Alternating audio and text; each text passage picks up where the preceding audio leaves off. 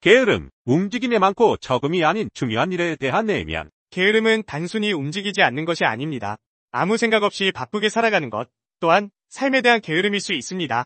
진정한 게으름은 중요한 일을 뒤로 미루고 하찮은 일에 매달리는 것입니다. 게으름은 종종 여유라는 말로 포장되기도 합니다. 하지만 게으름은 후회를 남기고 여유는 풍요로움을 가져다 준다는 점에서 둘은 분명히 다릅니다. 따라서 게으름을 극복하기 위해서는 끊임없이 자신에게 질문을 던져야 합니다. 지금 하고 있는 일이 정말 중요한 일인지 아니면 단순히 시간을 때우기 위한 일인지 스스로에게 물어봐야 합니다.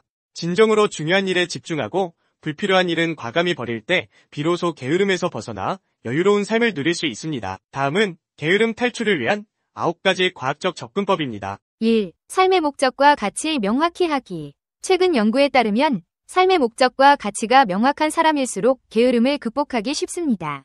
자신이 무엇을 위해 살아가는지, 어떤 가치를 중요하게 여기는지 깊이 고민하고 이를 바탕으로 구체적인 목표를 설정해야 합니다. 2. 우선순위 설정과 계획적인 생활. 모든 일에 완벽하려는 욕심을 버리고 중요한 일부터 우선적으로 처리하는 습관을 들여야 합니다. 매일 해야 할 일을 계획하고 체크리스트를 만들어 성취감을 느끼는 것이 중요합니다. 3. 작은 성과에 대한 보상. 스스로에게 동기부여를 주는 가장 효과적인 방법 중 하나는 작은 성과를 달성할 때마다 자신에게 보상을 주는 것입니다. 작은 목표를 설정하고 이를 달성할 때마다 좋아하는 활동을 하거나 작은 선물을 주는 것도 좋은 방법입니다. 4. 건강한 몸과 마음 유지. 규칙적인 운동과 균형 잡힌 식사는 육체적, 정신적 에너지를 증진시켜 게으름을 극복하는 데 도움을 줍니다.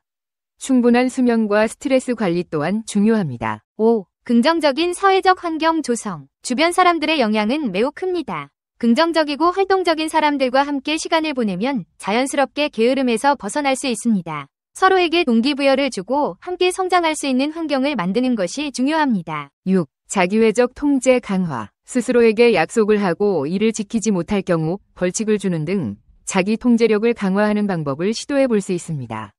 공개적으로 목표를 선언하거나 스터디 그룹에 참여하는 것도 좋은 방법입니다. 7. 유연한 계획과 변화에 대한 적응.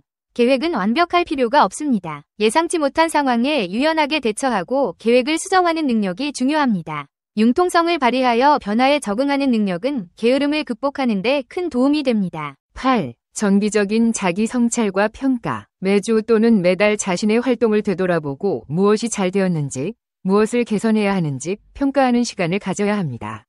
객관적인 시각으로 자신을 평가하고 발전 방향을 모색하는 것은 게으름을 극복하는 데 필수적입니다. 9. 구체적인 질문을 통한 자기인식 증진.